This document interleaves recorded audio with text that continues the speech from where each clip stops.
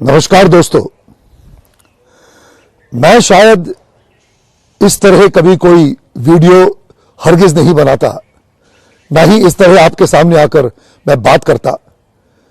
लेकिन क्या है कि लोग हम हिंदुओं की हमारी अच्छाई को, हमारी उदारता को, हमारी सहनशीलता को हमारी कमजोरी ना समझें। इसलिए आज मैं आपके सामने आकर आप लोगों से कुछ बात करने वाला हूं।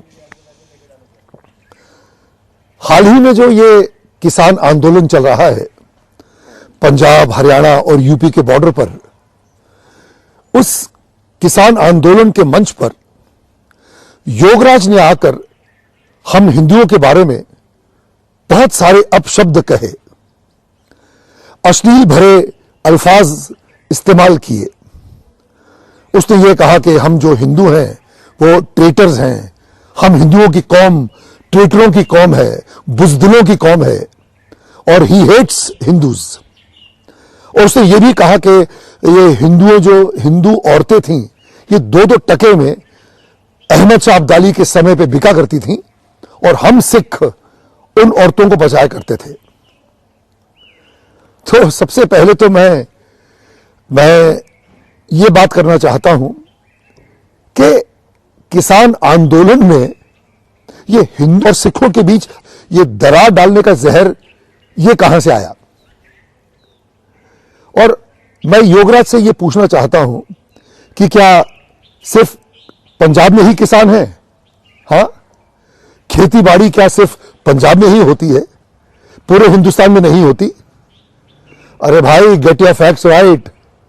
इस आंदोलन में हरियाणा के किसान भी मौजूद हैं, यूपी के भी किसान मौजूद हैं। और सबसे बड़ी बात यह है कि जो हम बचपन से हम सुनते आए हैं कि हमारे देश में जय किसान जय जवान का नारा लगता है। हम तो किसानों को और सिपाहियों को, जवानों को आदरणीय मानते हैं।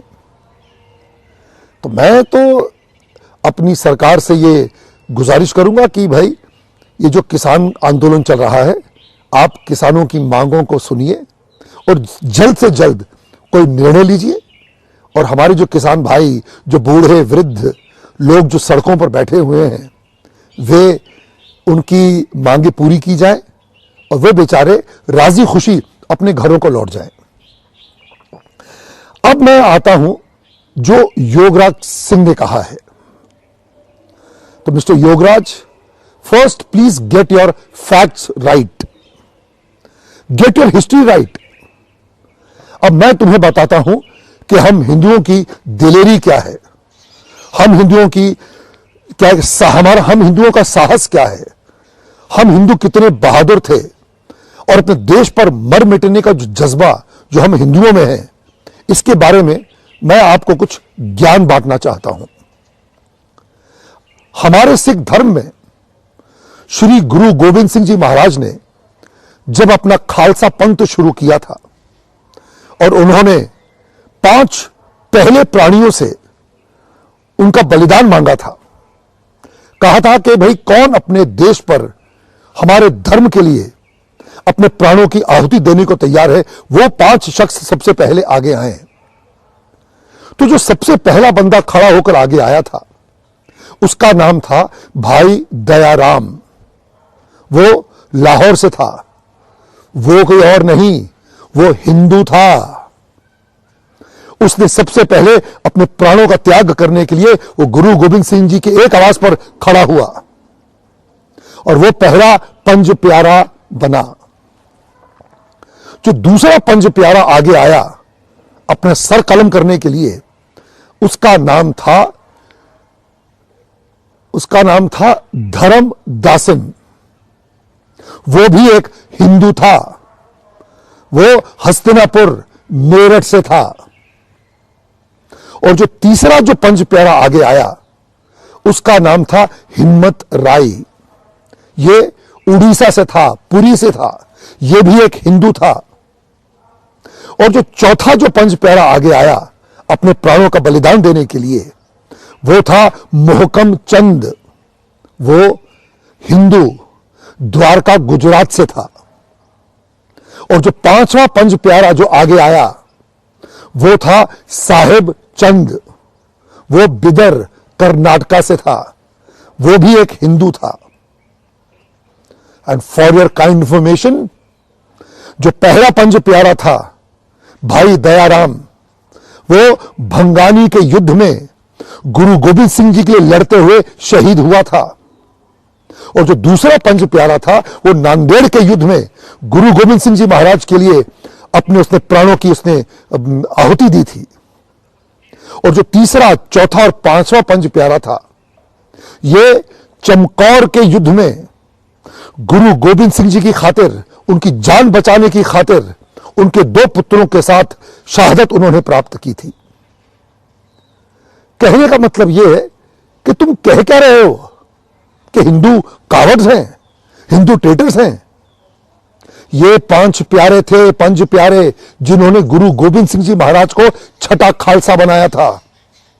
सो कभी भी हिंदुओं की दिलेरी, उनके साहस, उनके आत्मविश्वास पर कभी सवाल मत उठाना। कहने का मतलब यह है कि गुरु महाराज के जो पंच प्यारे थे वे पांचों हिंदू थे, दलेर थे, साहसी थे, और वे गुरु महाराज की आज्ञा पर अपने प्राणों को न्यौछावर करने के लिए तैयार हुए थे। इसलिए कभी हिंदुओं की बहादुरी, उनकी सहनशीलता, उनके आत्म बलिदान पर कभी सवाल मत उठाना।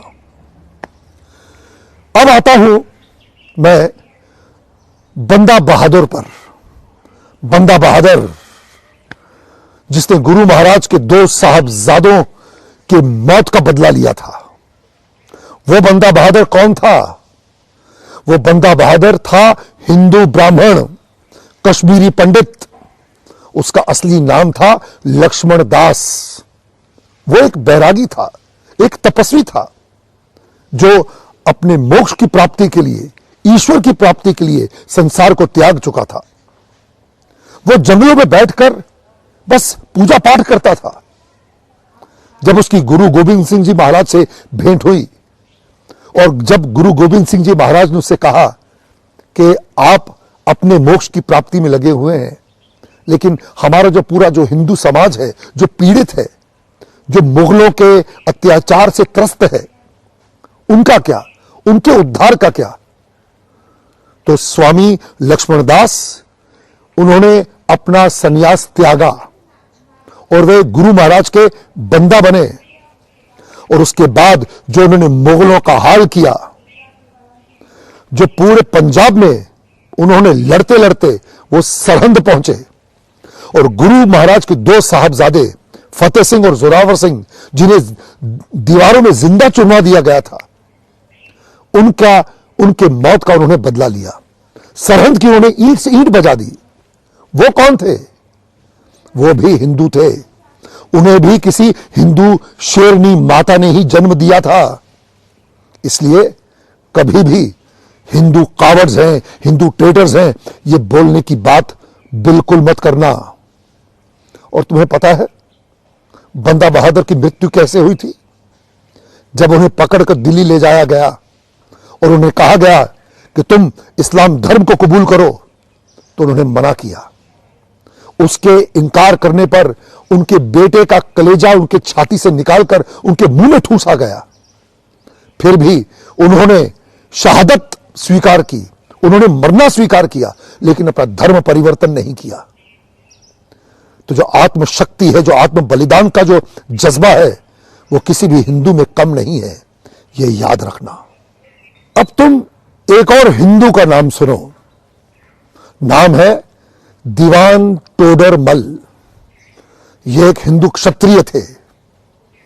जब गुरु महाराज के दो साहबजादों को दीवारों में जिंदा चुलवाया गया, तब उनकी माताश्री ने अपने प्राण त्याग दिए। तो मुगलों ने गुरु गोविंद सिंह जी की माताजी और उनके दो साहबजादों की, जो बेचारे वीर गति को प्राप्त हो चुके थे, उनके दाह संस्कार के लिए लोगों को जगह नहीं दी, जमीन नहीं दी। तब दीवान तोडरमल आगे आए और उन्होंने उन तीनों का दाह संस्कार करने के लिए जमीन उन मुगलों से खरीदी। और जानते हो क्या देकर खरीदी? सोनों के सिक्कों से उस जमीन को भरकर, जितनी जमीन चाहिए थी अपना उनके दाह संस्कार के लिए, उस पूरी जमीन को सोनों के सिक्कों से कवर किया गया। उतने सोने के सिक्के उन मुगलों को देकर उन्होंने वो जमीन खरीदी और तब जाके गुरु गोविंद सिंह जी महाराज की माता जी और उनके 2 साहबजादों का दाह संस्कार हो सका, उनका अंतिम संस्कार हो सका। तो वो दीवान तोडरमल कौन था? वो भी एक साहसी वीर महापुरुष हिंदू था। अब मैं आपको एक और चीज बताना चाहता हूं, बिकॉज तुम्हारी हिस्ट्री शायद बहुत ही कमजोर है। अब मैं आता हूं गुरु तेग बहादुर जी पर। जब कुछ कश्मीरी पंडित, कश्मीरी ब्राह्मण गुरु तेग बहादुर जी के पास पहुंचे और उनसे उन्होंने कहा कि कृपया आप हमारी मदद करें, ये मुगल हम पर बहुत अत्याचार कर रहे हैं, हम पर जजिया टैक्स लगा रहे हैं। तो जब गुरु गोविंद सिंह जी महाराज जब छोटे थे, उन्होंने अपने पिताजी से कहा कि सबसे इस कुर्बानी के लिए आपसे योग्य पुरुष और कौन होगा, तो कृपया आप जाइए और इनकी मदद करिए। तब गुरु तेग बहादुर जी दिल्ली पहुंचे थे और उनका सर उन मुगलों ने उनका सर धड़ से अलग कर दिया था। हम गुरु तेग बहादुर जी की शहादत को शत शत नमन करते हैं। हम हर हिंदू, हर भारतवासी उनका ऋणी है। लेकिन मैं मिस्टर योगराज तुम्हें यह बताना चाहता हूं कि गुरु तेग बहादुर जी के साथ उनके 3 सेवादार जो उनके साथ गए थे, भाई मतीदास, भाई सतीदास और भाई दयाला, ये तीनों कौन थे? ये तीनों भी हिंदू थे। भाई मतीदास और भाई सतीदास हिंदू ब्राह्मण थे और भाई दयाला हिंदू क्षत्रिय थे। और गुरु तेग बहादुर जी की शहादत से पहले, उनका सर कलम करने से पहले, ये तीनों शहीद हुए थे। भाई मतीदास जी को उनकी जो बॉडी थी आरे से 2 भागों में काटी गई थी, उनको जिंदा काटा गया था। भाई सतीदास जी को रुई में लपेटकर तेल में डुबोकर जिंदा जलाया गया था और भाई दयाला को उबलते पानी में डालकर उन्हें उबालकर जिंदा मारा गया। तो इनकी शहादत, इनकी जिंदा दिली, इनका साहस, इनका पुरुषत्व, इनका पौरुष, उस पर सवाल कभी मत उठाना। ये ऐसे बहादुर थे। आप सोचो, क्या वो सिंघनिया, वो माता हुई, जो वीर माता थी, जिन्होंने ऐसे वीर महापुरुषों को जन्म दिया। तो कभी भी हमारी हिंदू माताओं को गाली मत देना। किसी हिंदू औरत को गाली देने का मतलब है कि तुम उन 5 प्यारों की माताओं को गाली दे रहे, उनकी माताओं को तुम गाली दे रहे हो। तुम दीवान टोडरमल की मां को गाली दे रहे हो। तुम बंदा बहादुर स्वामी लक्ष्मण दास की माता को गाली दे रहे हो। तुम भाई मतीदास, भाई सतीदास और भाई दयाला की माता को गाली दे रहे हो। तुम्हें पता है हमारे देश की परंपरा क्या थी? हमारे देश की परंपरा यह थी कि हर हिंदू घर का बड़ा बेटा सिख बनाया जाता था। उसे गुरु गोविंद सिंह जी को सौंप दिया जाता था ताकि वो उनकी आर्मी ज्वाइन करे, उनके बताए मार्ग पर चले और मानवता की सेवा करे। गुरु गोविंद सिंह जी महाराज की आर्मी में तकरीबन आधा 50% हिंदू शामिल थे। तो तुम ये क्या कहते हो कि हिंदू जो है बुजदिल हैं, हिंदू ट्रेटर्स हैं, हिंदू जो है ये हिंदुओं की जो कौम है ये बुजदिलों की कौम है? ये बात तुम्हारे दिमाग में कहां से आई? हाँ, अरे गुरु नानक जी से पहले आपके जितने, हमारे जितने गुरु हैं, गुरु नानक देव, अंगद देव, अर्जुन जी, ये अपना गुरु गोविंद राय थे, ये सारे हिंदू ही तो थे। सिख धर्म से पहले जितने भी थे लोग वे सारे हिंदू थे। इसका मतलब तुम्हारे पूर्वज भी तो हिंदू थे। तुम अपनी मां बहनों को गाली दे रहे हो? हाँ, तुम्हें पता है श्री गुरु ग्रंथ साहिब में हजारों बार भगवान राम का नाम लिया गया है, भगवान श्री कृष्ण का नाम लिया गया है। गुरु गोविंद सिंह जी महाराज देवी माता के उपासक थे, दुर्गा माता की पूजा करते थे। उन्होंने नैना देवी में शमशीर हासिल की थी। उन्होंने चंडी दी वार लिखी है, वे चंडी माता का पाठ किया करते थे। गुरु गोविंद सिंह जी महाराज का नारा था, दे शिवा वर मोहे एहे, शुभ कर्मन तो कबहू ना टरो। तो ये क्या मतलब है इसका कि हे शिवा मुझे ऐसा वर दे कि मैं शुभ कर्म से कभी पीछे ना हटूं। तो जो देश शिवा कौन था? वो हर हर महादेव की बात कर रहे हैं। तो आप जो क्या ये डिवाइड डालना चाहते हो, ये क्या हिंदू और सिखों के बीच आप ये दरार डालने की कोशिश कर रहे हो? हाँ, जवाब दो। अब मैं तुम्हें हमारी सिख हिस्ट्री में जो ब्राह्मण वॉरियर्स हुए हैं, जो ब्राह्मण योद्धा हुए हैं, उनके कुछ नाम गिनाना चाहता हूं। एक नाम है खालसा पंथ के जो जनरल हुए हैं, जो खालसा पंथ के जो वीर योद्धा जो जनरल थे, उनका नाम था पंडित सिंघा सिंह पुरोहित। दूसरा नाम है पंडित कृपा दत्त जी, ब्राह्मण थे, दत्त। हाथ में भाला, पीठ पे फरसा और कमर कस में शमशीर, यह था उनका जलवा। और तीसरा एक और नाम है पंडित कीरत जी। ये जो सारे मैं नाम ले रहा हूं, ये सिख योद्धा हुए हैं, ये गुरु महाराज की आर्मी की उनकी फौज में थे। और एक मैं पंडित बाबा परागा दास जी का नाम लेना चाहता हूं। बाबा परागा दास जी ये 100 वर्ष के ऊपर के थे और ऐसे ज्वलंत योद्धा थे कि लोग उन्हें भीष्म पितामह मानते थे अपनी आर्मी का। इसलिए कभी भी हिंदुओं के शौर्य पर, उनके साहस पर, उनकी दिलेरी पर, उनकी बहादुरी पर सवाल मत उठाना,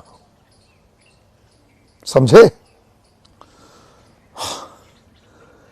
मेरा दिल बहुत दुखता है जब मुझे वो मंजर याद आता है 2019 में पाकिस्तान में, जहां पर गुरु नानक देव जी का जो गुरुद्वारा है ननकाना साहिब, वहां के ग्रंथी की बेटी को उठाकर वहां के आतंकवादी ले गए, उसका रेप किया, उसे जबरन मुसलमानी बनाया गया।